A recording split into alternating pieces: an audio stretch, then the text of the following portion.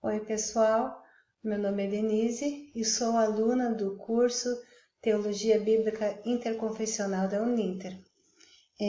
Estou aqui para a nossa quarta aula do curso de extensão, que o nome está aí no slide, estudando o livro de Eclesiastes. Bom, hoje o combinado foi de nós estarmos estudando o capítulo 2, versículo por versículo.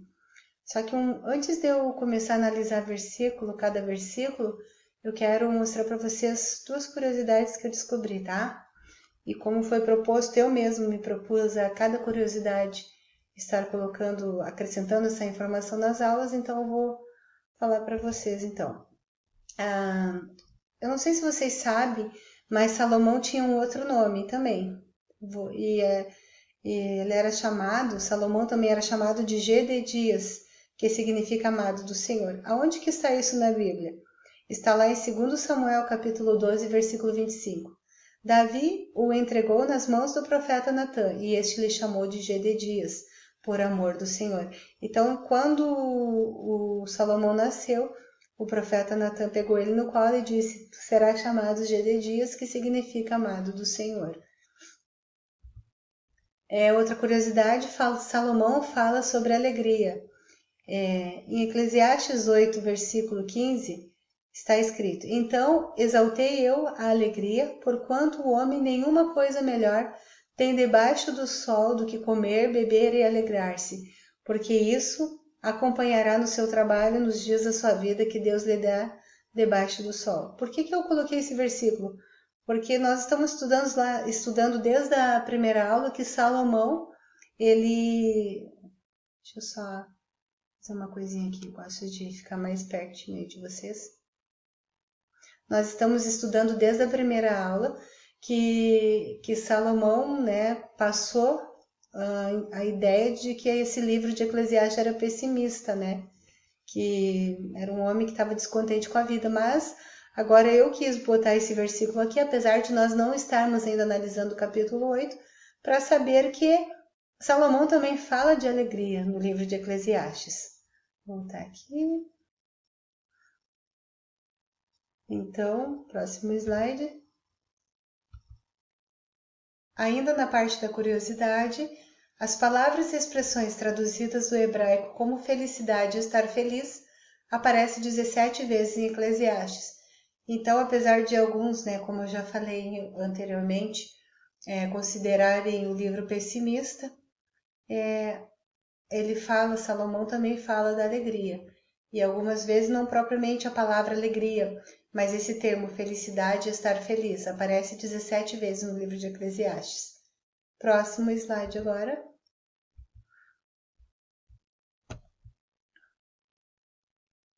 Então, o capítulo 2, o título do capítulo 2, os prazeres e as riquezas não dão felicidade. Versículo 1, disse eu no meu coração: ora vem, eu te provarei com alegria. Portanto, goza o prazer, mas eis que também isso era vaidade. Qual a explicação aqui? O pregador emprega o recurso literário de conversar consigo mesmo. E ele já faz isso no capítulo 1, e continua fazendo aqui. Na verdade, no capítulo 1 ele está contando a história dele. E aqui é como se ele estivesse conversando com ele mesmo. Então, o pregador emprega o recurso literário de conversar consigo próprio para descrever o processo de pensamento. Então, para descrever o que ele estava pensando. Depois que ele fala da sabedoria, é proposto um novo teste, o da alegria e do prazer. Agora vamos para o versículo 2. Do riso disse: está doido, e da alegria, de que serve esta? Então Salomão rotula o riso como doido, mas até mesmo os aspectos mais duradouros da alegria fazem Salomão se perguntar se realmente alcançou algo concreto. E lá no livro de Provérbios 14:13 ele escreveu assim: até no riso terá dor o coração, e o fim da alegria é tristeza. Uma curiosidade que li num livro, que os maiores cômicos, o que são cômicos? Cômico diz a respeito de comédia, ou então está falando a respeito de comediante, Então, assim, os maiores cômicos da Terra, estavam no reino de Salomão. E depois que a risada parava, o questionamento ainda ficava: de que serve isso? O que? Rir tanto? Né? Então, naquele momento que estavam fazendo as piadas, cômicos, comediantes fazendo as piadas, todo mundo se alegrava no reino. Você sabe o que é esse cômico? É quando a gente vê nos filmes o tipo o bobo da corte, né? Então, Salomão também tinha esses cômicos, comediantes. E quando a risada parava, o que o Salomão disse? Ainda me questionava de que serve isso, né? Rir, né? Ficava essa pergunta. Vamos agora para o versículo 3. Busquei no meu coração como me daria o vinho, regendo, porém, o meu coração com sabedoria. E como reteria a loucura, até ver o que seria melhor que os filhos dos homens fizessem debaixo do céu durante o número dos dias de sua vida. Então Salomão analisou seu corpo, como ele ficava depois que bebia vinho. Quando fala o bem dos filhos dos homens, diz que muitos procuram e tentam tudo para se dar bem, menos procuram a Bíblia, né? Menos procuram as coisas de Deus. Eles ocupam-se debaixo do céu, significa procuram soluções na terra, menos em Deus que está no céu. Aqui que diz, ó, debaixo do céu. Então as pessoas procuram soluções aqui na terra e esquecem às vezes de procurar Deus. Capítulo 2, versículo 4. Fiz para mim obras magníficas, edifiquei para mim casas, plantei para mim vinhas. Então o que significa isso, né? Ele está contando as obras que ele fez. Em 1 Reis, capítulo 9, versículo 10, fala do tempo que Salomão levou para construir a casa do Senhor e a casa do rei. Diz assim, ó: e sucedeu ao fim de 20 anos que Salomão edificara as duas casas, a casa do Senhor e a casa do rei. Então era o templo, né, de Jerusalém e a casa do onde o rei morava. Então ele edificou o templo e a casa dele, do rei, em 20 anos. Eu vi no mesmo livro que a casa do rei ele demorou 13 anos para fazer. Então provavelmente ele levou 7 anos para fazer o templo, tá? Agora vamos para o próximo versículo. Fiz para mim hortas e jardins, e plantei neles árvores de toda espécie de fruto. Versículo 6. Fiz para mim tanques de águas, para regar com eles o bosque, em que reverdeciam as árvores. E versículo 7. Adquiri servos e servas, e tive servos nascidos em casa. Também tive grande possessão de vacas e ovelhas, mais do que todos os que houve antes de mim em Jerusalém. E versículo 8, a gente vai analisar todos juntos. Amontoei também para mim prata e ouro, e joias de reis, e das províncias. Provi-me de cantores e de cantoras, e das delícias dos filhos dos homens, e de instrumentos de música de toda sorte. Então aqui, do versículo 5 até o versículo 8, Salomão descreve tudo o que ele fez e tudo o que ele adquiriu. Em 1 Reis, no capítulo 10, isso aí eu não fiz o slide, tá? Então, se você quiser conferir na Bíblia depois, em 1 Reis, capítulo 10, do versículo 14 ao 29, está descrito todas as riquezas de Salomão. Então, se você procurar na Bíblia, você vai lá ver tudo que Salomão tinha. E em 1 Reis, capítulo 10, 23, é um versículo que eu quis anotar, porque eu dei a referência de 1 Reis 10, do versículo 14 ao 29, mas eu vou ler apenas 1 Reis 10, versículo 23. Assim o rei Salomão excedeu a todos os reis da terra, tanto em riquezas como em sabedoria, tá? É o que diz aí num versículo que eu indiquei para vocês lerem. Em 1 Reis, capítulo 11, versículo 3, diz, na Bíblia, né?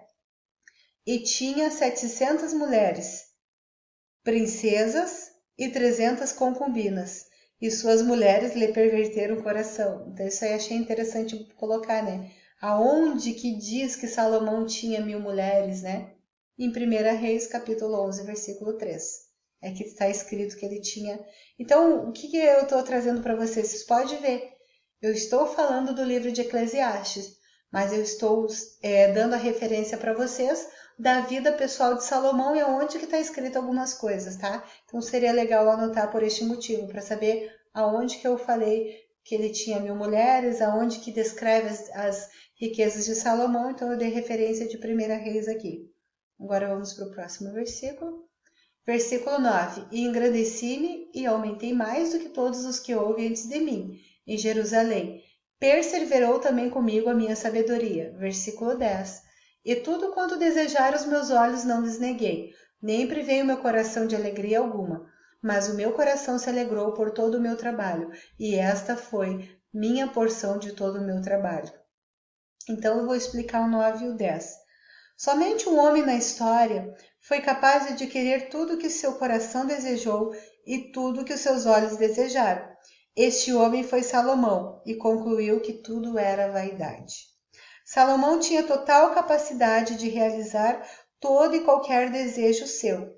O trabalho que desempenhou foi a causa de seu coração ter se alegrado.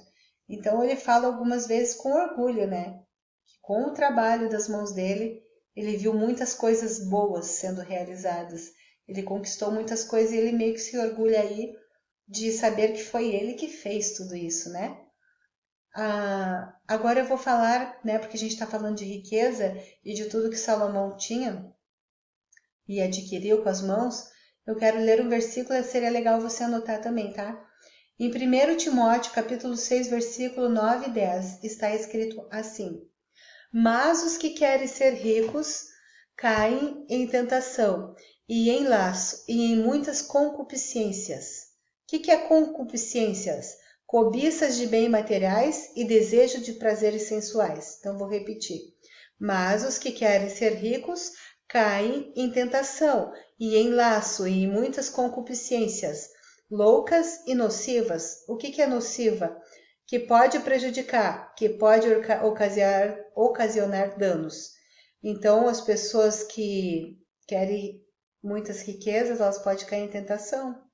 Elas podem desejar concupiscências, né, coisas materiais, prazeres da carne. Então, coisas loucas, coisas nocivas que podem prejudicar, que submergem, que significa que inundam os homens na perdição e na ruína, porque o amor do dinheiro é a raiz de toda espécie de males, e nessa cobiça alguns se desviaram da fé e se transpassaram a si mesmo com muitas dores. Então esse versículo de 1 Timóteo, capítulo 6, 9 e 10, descreve, né, um pouco do sentimento do Salomão. Por que às vezes ele não estava contente com algumas coisas? Porque a riqueza não é tudo, é o que fala aqui, né? Por amor do dinheiro é a raiz, porque o amor do dinheiro é a raiz de todos os males, né?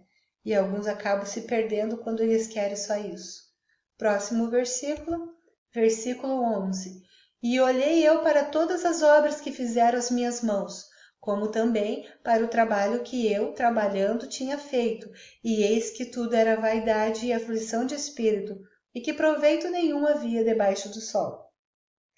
Então, no final de sua intensa busca por posses e experiências, Salomão concluiu que tudo era vaidade ou vapor ou uma aflição de espírito.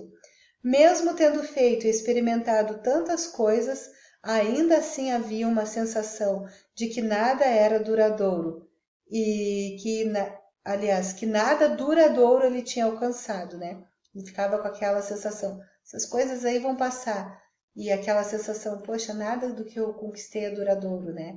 Essa sensação que eu estou explicando aqui. A alma do homem é tão grande que somente Deus pode enchê-la. Nada que Salomão fez ocupou o lugar do Senhor em seu coração e em sua vida. Vamos para o versículo 12. Então, passei a contemplação da sabedoria e dos desvarios e da doidice, porque que fará o homem que seguir o rei? O mesmo que outros já fizeram, ele mesmo respondeu. Então aqui, desvarios e doidice expressam insensatez. O que é uma pessoa insensata? É aquela que não tem bom senso, que não tem bom juízo ou entendimento, que não tem boa percepção das coisas. Essa é uma pessoa insensata. Vamos para o versículo 13. Então, vi eu que a sabedoria é mais excelente do que a estultícia, quanto a luz é mais excelente do que as trevas. Então, o valor da sabedoria é muito maior que a estultícia, é isso que está dizendo. O que é a estultícia? Aquele que se comporta de modo estúpido, tolo. Os versículos 19 ao 21, tá, que a gente não leu ainda, também falam da sabedoria e da tolice. E que esse versículo fala que é óbvio que a luz é mais excelente do que as trevas. Então, a luz sempre vai ser melhor que as trevas. Versículo 14. Os olhos do sábio estão na sua cabeça, mas o louco anda em trevas. Também, então, entendi eu que o mesmo lhe sucede a todos. Versículo 15. Pelo que eu disse no meu coração, como acontece ao tolo, assim me sucederá a mim. Porque então busquei eu mais a sabedoria? Então disse no meu coração que também isso era vaidade. Então, versículos, vou explicar aqui o 14 e o 15 juntos. Do versículo 12 ao 17, Salomão ficou a contemplar a sabedoria. Nós não chegamos ainda no 17, tá? Mas do 12 ao 17 ele contempla a sabedoria. Aliás, ele contempla a sabedoria estudando a filosofia, tá? Esqueci de falar isso.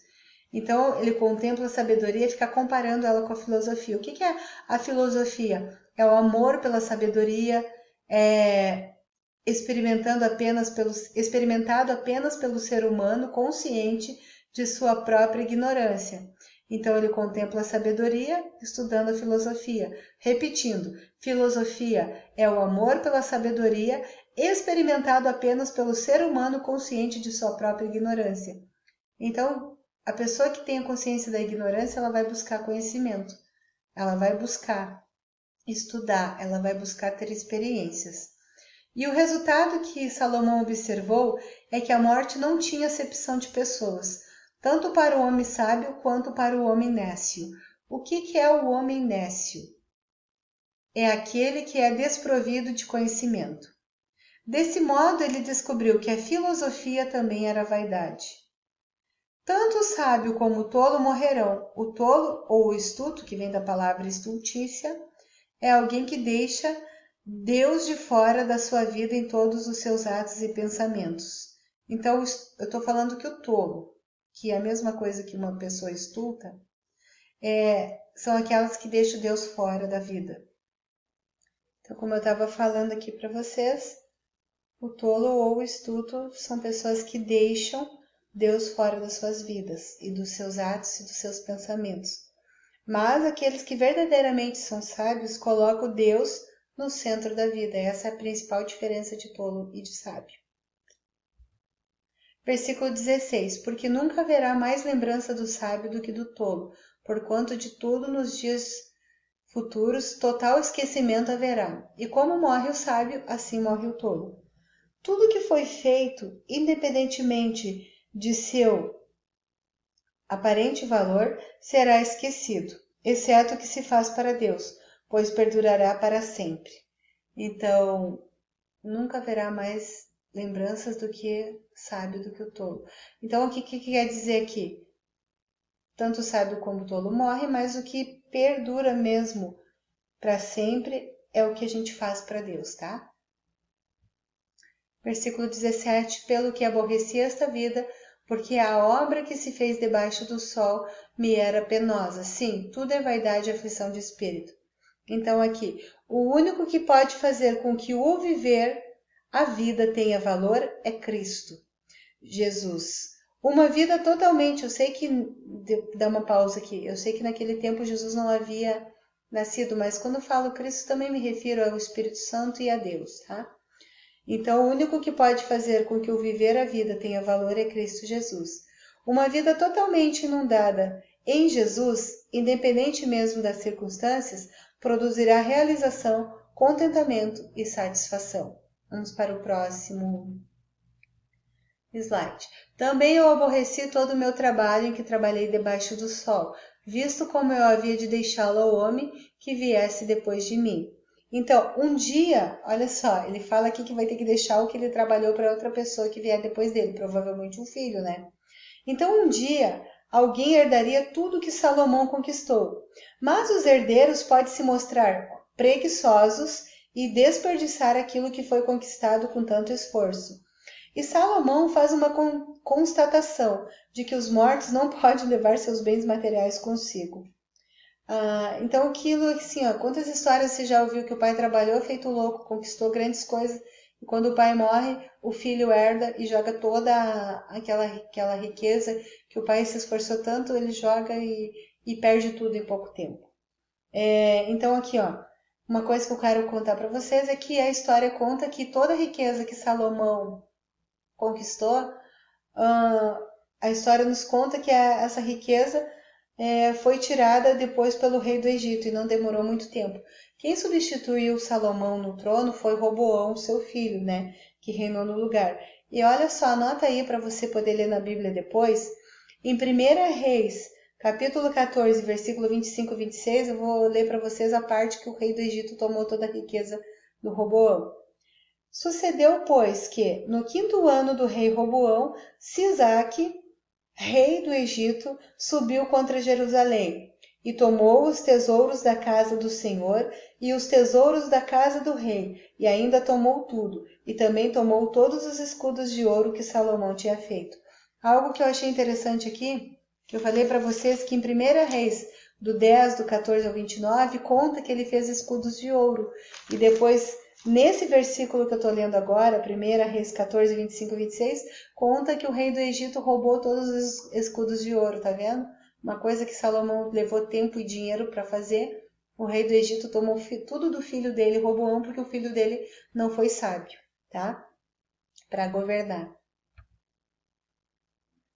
Versículo 19. E quem sabe se será sábio ou tolo? Contudo, ele se assenhorará de todo o meu trabalho, em que trabalhei, e em que me ouve sabiamente debaixo do sol, também isso é vaidade. Roboão, filho de Salomão, foi sucessor ao trono, e realmente foi um homem muito tolo, né? Aqui, quem sabe se será sábio ou tolo? Aquele que vai ficar no lugar de Salomão. Quem ficou no lugar de Salomão foi Roboão, e ele foi um rei tolo. Versículo 20. Pelo que eu me apliquei a fazer que o meu coração perdesse a esperança de todo o trabalho em que trabalhei debaixo do sol. A expressão todo o trabalho em que trabalhei refere-se aos ganhos que tivera com seu trabalho. Tá? É isso que ele está falando aqui. Versículo 21. Porque há homem cujo trabalho é feito com sabedoria e ciência e destreza, contudo há um homem que não trabalhou nele, o deixará como porção sua. Também isso é vaidade e grande enfado.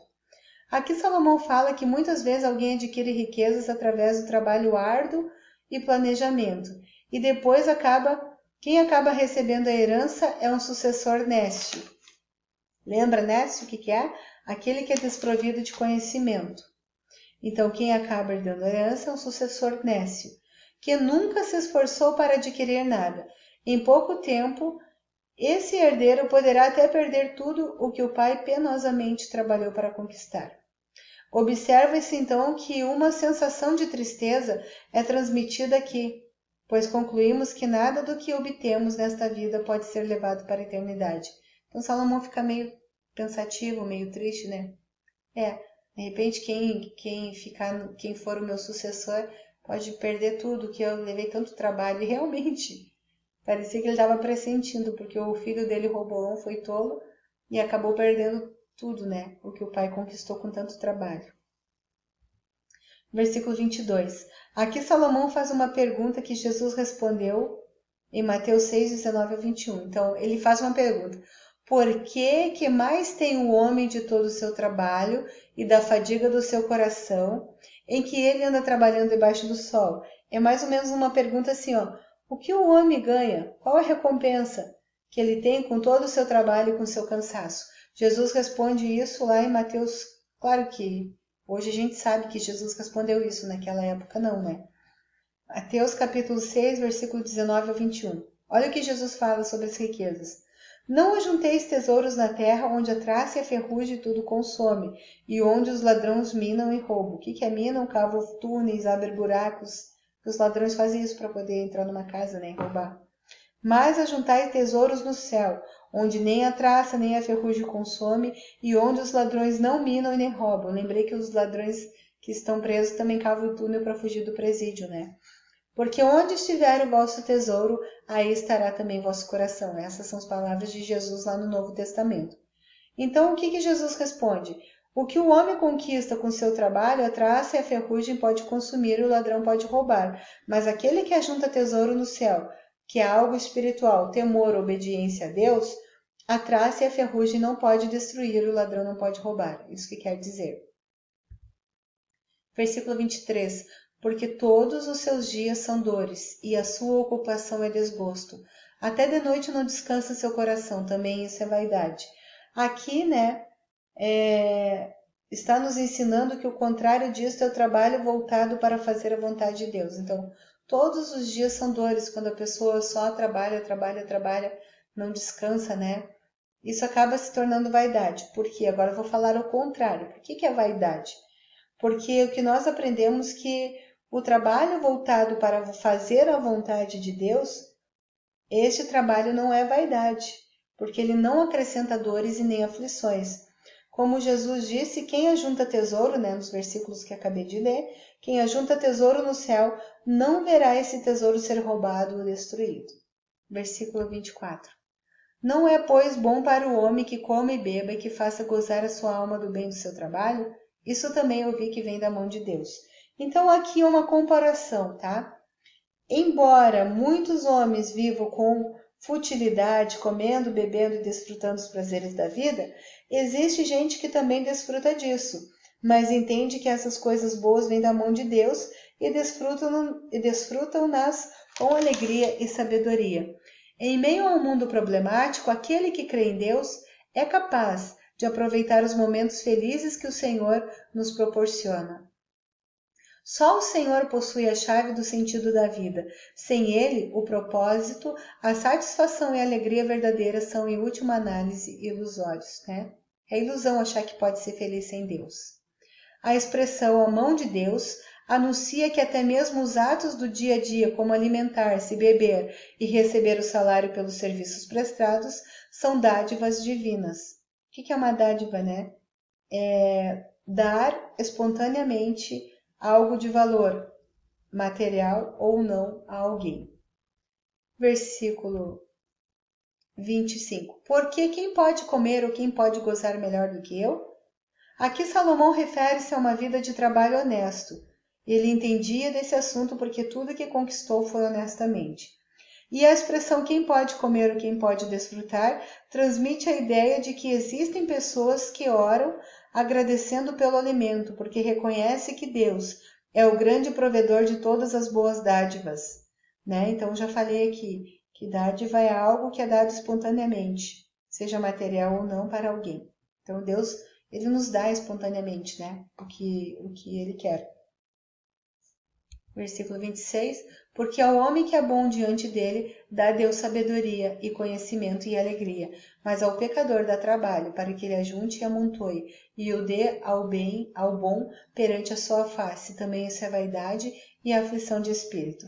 Então aqui está dizendo que ao homem bom, ele recebe de Deus sabedoria e conhecimento.